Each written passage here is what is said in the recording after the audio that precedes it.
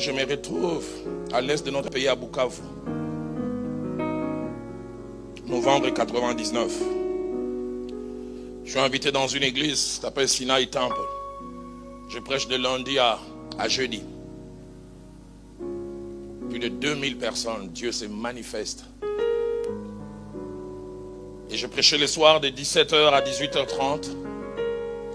Et le lendemain de 9h à midi, on me donnait la possibilité de recevoir les gens. On a commencé à m'appeler Roland, il est le pape de Bukavu. À cause de l'impact de la parole et des gens qui venaient. J'arrivais à 9h, je trouvais plus de 100 personnes qui attendaient pour être reçues par moi. Les jeudis, j'ai fini de prêcher. Depuis tous les vendredis matin, les jeudis, le pasteur me dit, il y a un vieux pasteur venu de Ouvira que j'ai connu il y a quelques années, laisse-le prêcher. Moi, je n'étais qu'un enseignant systématique, avec des points et des sous-points. Les vendredis là, le papa là de Bukavu va prêcher 20 minutes, pas en français. Il disait même qu'il ne connaît pas français. C'est les Swahili. Léo, Roya Mungu. Aujourd'hui, l'esprit, il a commencé à prêcher. Quelle présence de Dieu.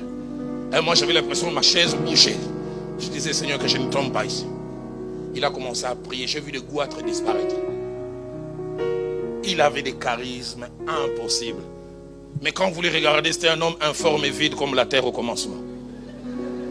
Il était un peu comme la description de Jésus dans Ésaïe 53. Il n'avait ni beauté, ni éclat pour attirer nos regards. Un homme quelconque mais puissant. Un jeune homme vient me dire à la fin, papa Roland, toi tu as les Français, lui il a l'onction.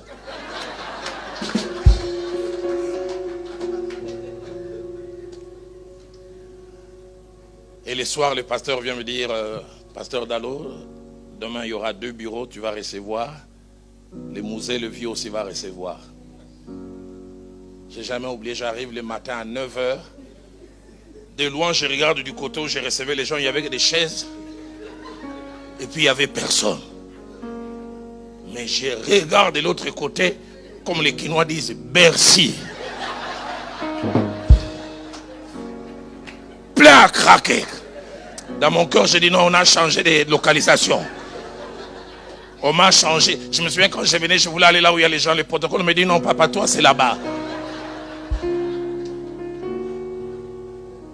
Personne. Je suis resté de 9h à 11h. Personne n'est venu. J'ai entendu même les pasteurs dire même, vous êtes plus de 200. Le pasteur Dalo ici, là, non, nous allons attendre. Vers 11h30, j'ai fait sciemment pour sortir. C'était pour lancer un message à ceux qui ne connaissaient pas. Si vous ne savez pas que Dalo était là, je faisais comme si je cherchais quelqu'un, une manière d'aider ceux qui ne savent pas que je suis là. Et je suis retourné jusqu'à midi, je n'ai reçu personne. Tous ils attendaient. Et le jeune homme qui devait me ramener à l'hôtel me prend avec le véhicule. Un silence, je pense, de 2 minutes. Puis il dit, papa Dalo, tu as vu le vieux là qui est venu d'Ouvira? Il est terrible. Hein?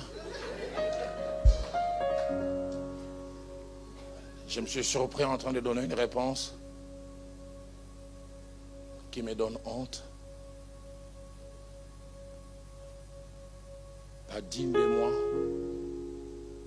Et qui chaque fois que j'y réponds me fait pleurer.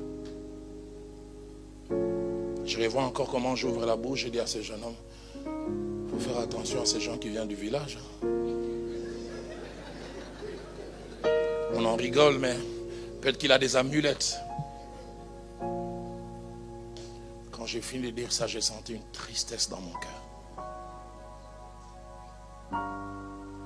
Roland, as-tu besoin de semer les doutes dans les autres et d'abaisser l'autre parce que simplement on l'apprécie plus que toi? Enroulé, je commençais à pleurer.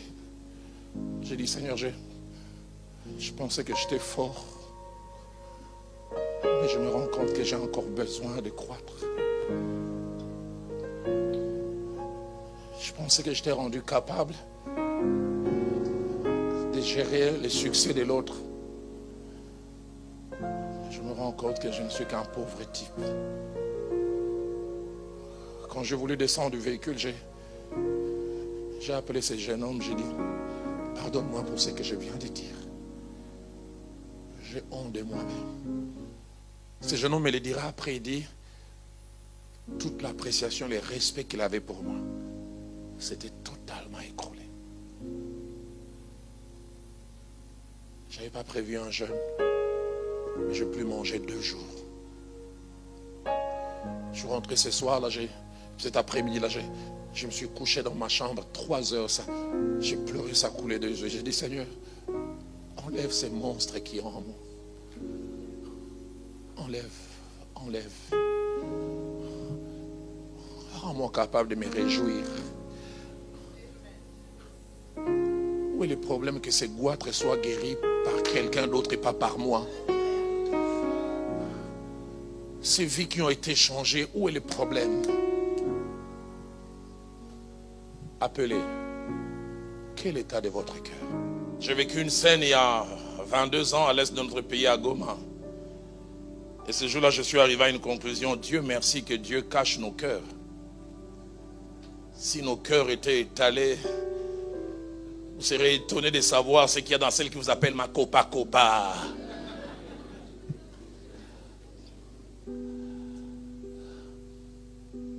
J'avais parlé durant 5 jours sur la corruption du cœur.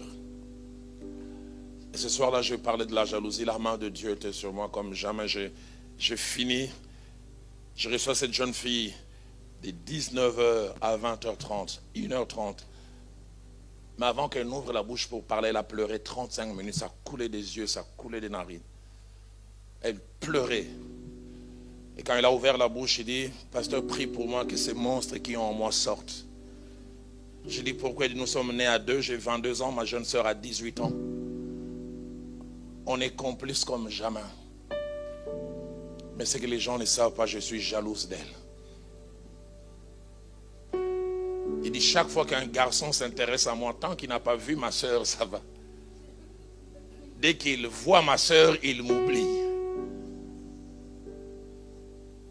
Il dit, dans le Seigneur, j'essaye de supporter. Mais quand nous étions dans le monde, j'ai perdu 5 copains. Un m'a même dit, quand je t'ai vu, je croyais que tu étais belle, mais quand j'ai vu ta sœur, j'ai compris que toi tu es au brillant, elle est au propre.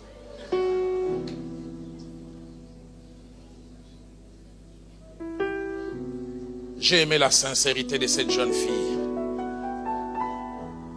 Et elle m'a dit une chose à la fin qui m'a brisé le cœur. Elle m'a dit, il y a 2 semaines, ma jeune sœur était malade, aux soins intensifs. Pasteur, tu sais quoi? Je souhaitais qu'elle meure.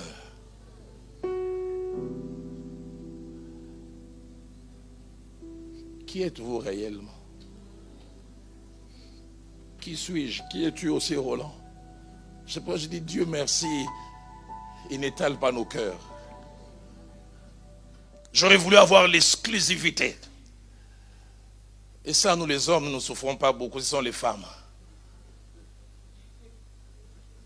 Je pars avec une cousine à une fête, elle s'est habillée, elle se disait aujourd'hui je suis au top. Elle entre comme ça, elle voit une autre femme avec la même tenue. J'entends ma cousine dire, j'ai envie d'en rentrer, mais changer. Nous les hommes, ça nous fait du rire. Nous, les hommes, on est spirituels. Hein? Dieu a placé dans mon cœur de faire mention ce soir de 8 vérités attachées à la jalousie. Et je terminerai par une conclusion et nous passerons à un moment de prière. La première vérité attachée à la jalousie, c'est que la jalousie a été à la base du premier meurtre de l'humanité.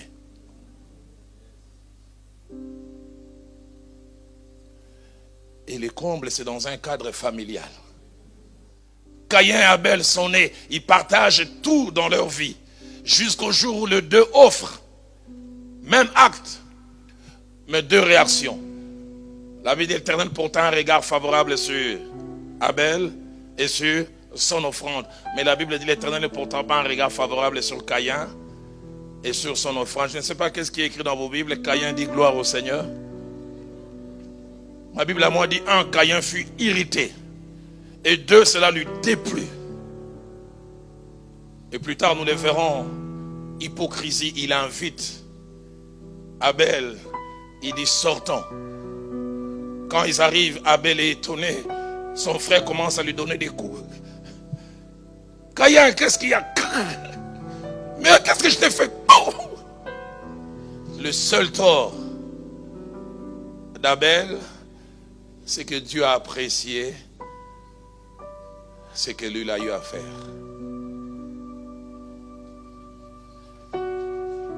Deuxième vérité, la jalousie est une réalité présente partout où les gens vivent en groupe, où les gens sont appelés à partager des choses.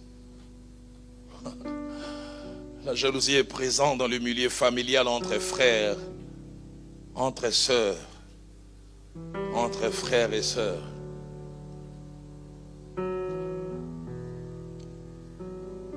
Livre de Genèse, du 1er jusqu'au 20e verset, nous parle de la jalousie dans la famille de Jacob. Les frères de Joseph sont jaloux de lui, son seul tort, c'est que son père lui a donné une tunique de plusieurs couleurs qu'il n'avait pas demandé. Mais qu'il aussi aurait voulu avoir. Jacob, toi aussi, tu aurais dû faire carrément 12 tuniques. Il pensait avoir affaire à des personnes spirituelles.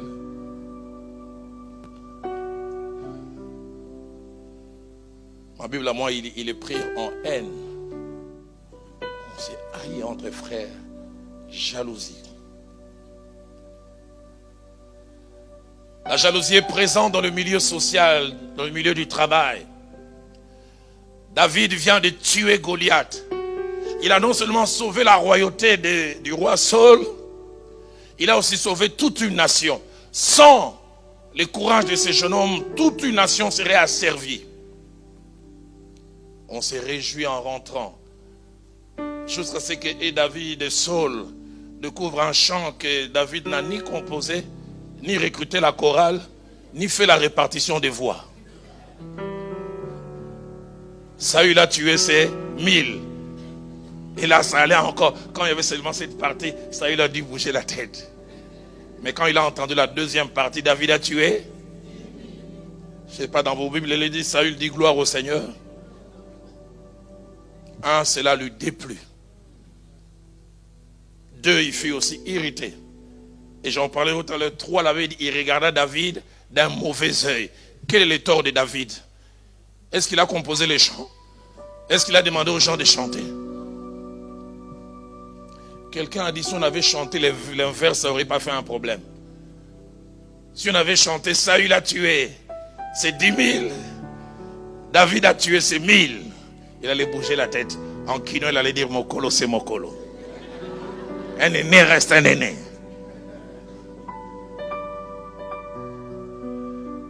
Et là, j'ouvre une parenthèse pour dire cette vérité que mon pasteur, le fait Jacques-André Vernon, me disait.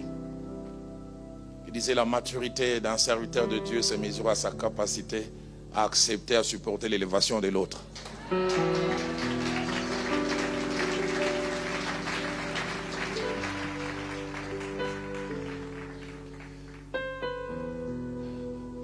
Présent dans le milieu familial, présent dans le milieu social, mais malheureusement, présente aussi à l'église.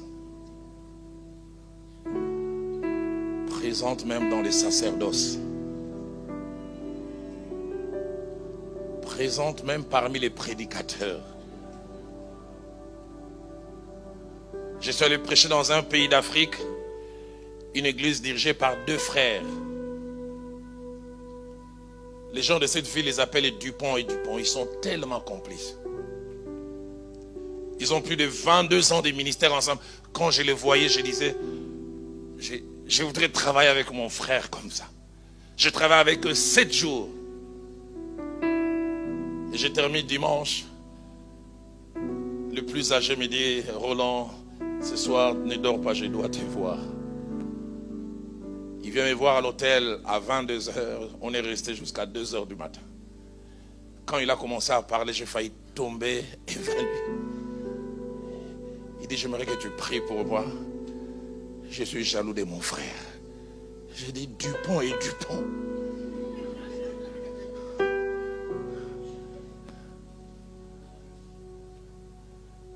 Il dit à l'église, quand il prêche, les gens ne louent que lui.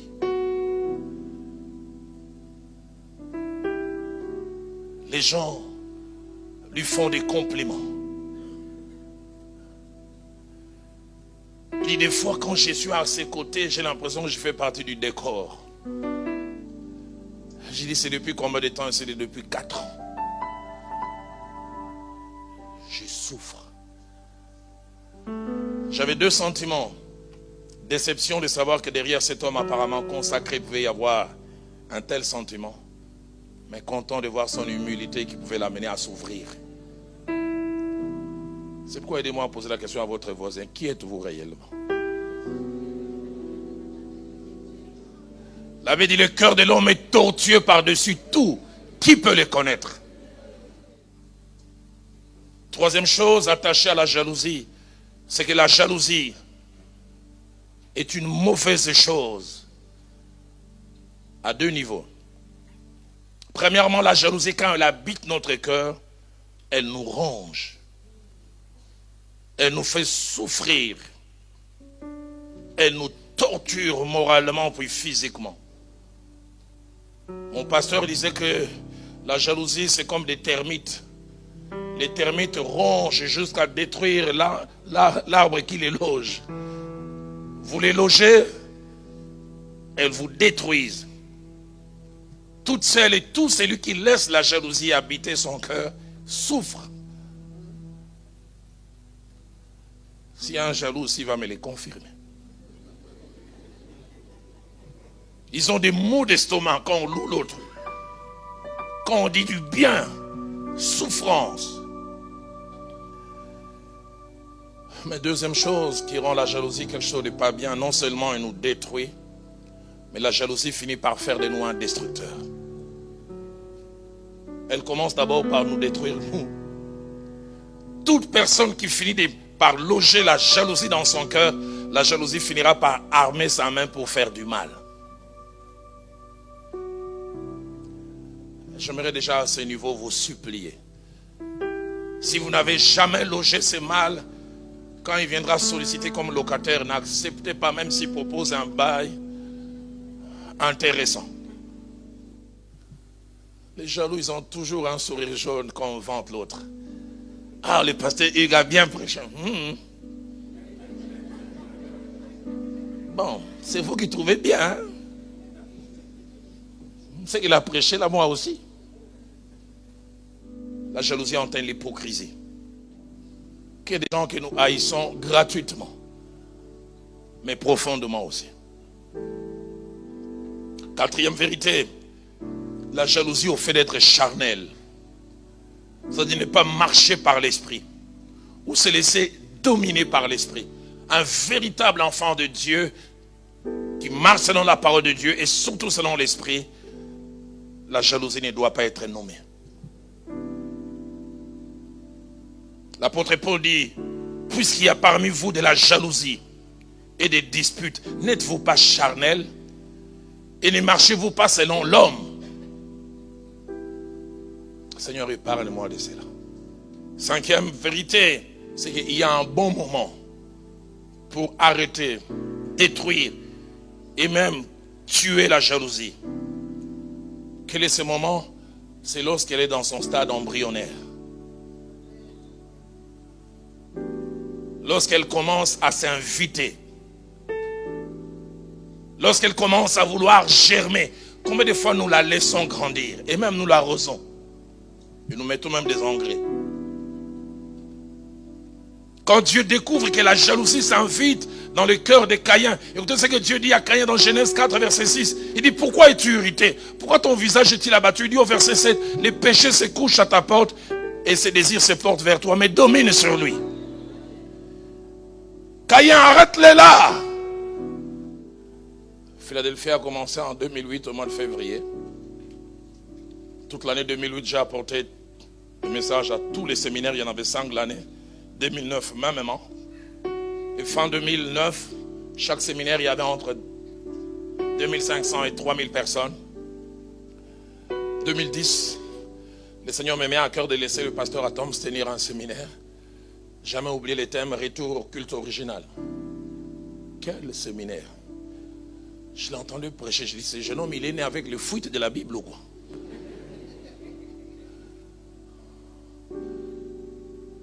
Chez nous à Philadelphie, on l'appelait Obélix. Parce qu'on disait, enfin, c'est pas un parallélisme, mais vrai. On disait l'onction, c'était comme la potion magique. Et on disait, nous, on a besoin de boire, mais lui, il était tombé dedans.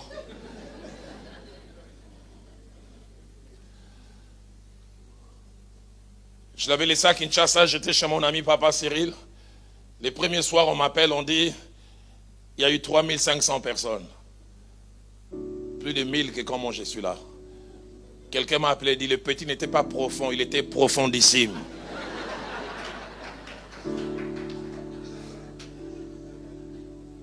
Au 3e jour, il y avait 5000 personnes.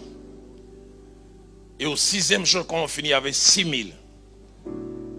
2 fois et demi plus que quand moi je suis là. Et j'oublie jamais, les vendredis soirs vers 22h, je reçois un mail écrit par un frère de l'église. Il dit, pasteur titulaire, là où tu augmentes l'entraînement.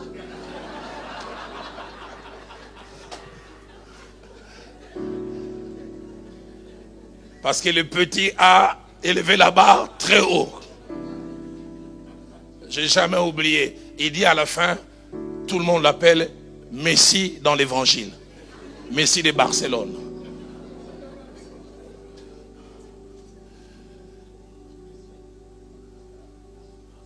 Quand j'ai lu ça, ces jours-là, je me suis rendu compte que j'étais un, mais j'avais 2 êtres en moi.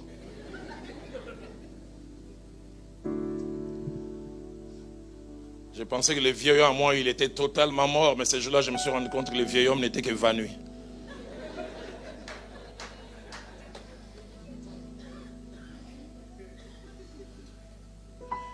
Le vieil homme me disait, Roland, c'est la dernière fois que tu le laisses prêcher.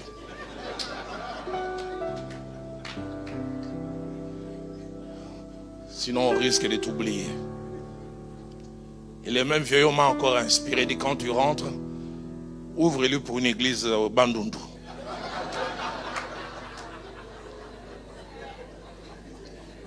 Et ça, c'est la stratégie, nous les pasteurs titulaires, quand on a un fils ou un adjoint qui commence à monter. Écoutez ce qu'on vient lui dire. Le Seigneur m'a mis à cœur de t'envoyer à Waterloo. Le Seigneur n'a pas mis à cœur. Tu as peur.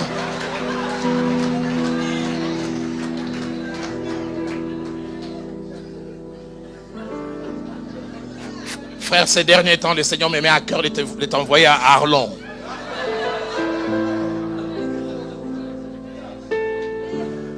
Mais l'autre partie de moi-même disait, Roland, réjouis-toi.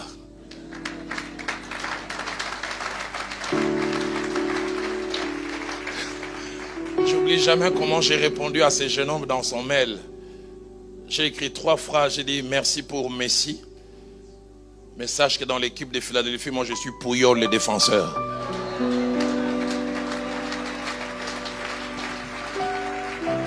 J'ai dit, tout le monde n'est pas appelé à dribbler.